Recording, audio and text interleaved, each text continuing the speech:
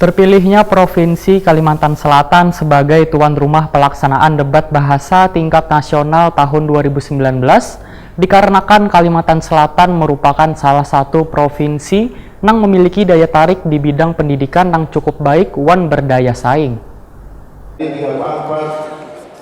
Terpilihnya Provinsi Kalimantan Selatan sebagai tuan rumah pelaksanaan debat bahasa tingkat nasional tahun 2019 dikarenakan Kalimantan Selatan merupakan salah satu provinsi yang memiliki daya tarik di bidang pendidikan yang cukup baik wan berdaya saing bersama dengan provinsi lain yang juga pernah menjadi tuan rumah debat bahasa di tahun sebelumnya. Demikian dipadahkan Direktorat Pembinaan SMA Kementerian Pendidikan wan Kebudayaan Republik Indonesia Purwadi Sutanto Wahirtakuni Prima TV besukan Kamis 15 Agustus 2019.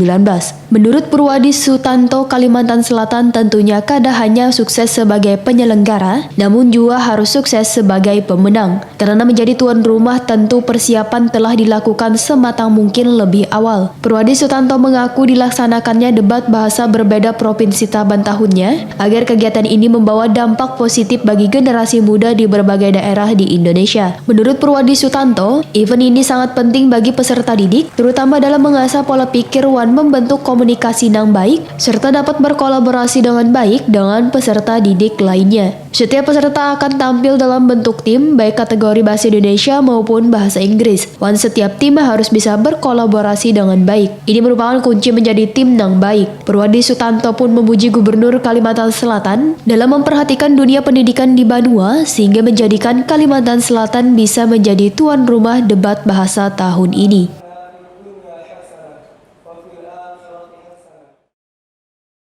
Tentu yang menjadi prioritas, menjadi tujuannya adalah Kalimantan Selatan ini ada dua, yaitu sukses sebagai penyelenggara dan sukses prestasi juga.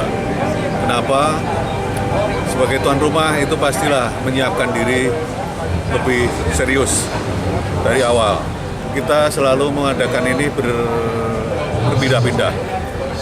Harapannya akan membawa dampak yang sangat positif sekali, terutama bagi daerah, terutama untuk mengasah pola pikir, berpikir logis, problem solving, komunikasi yang baik, kolaborasi.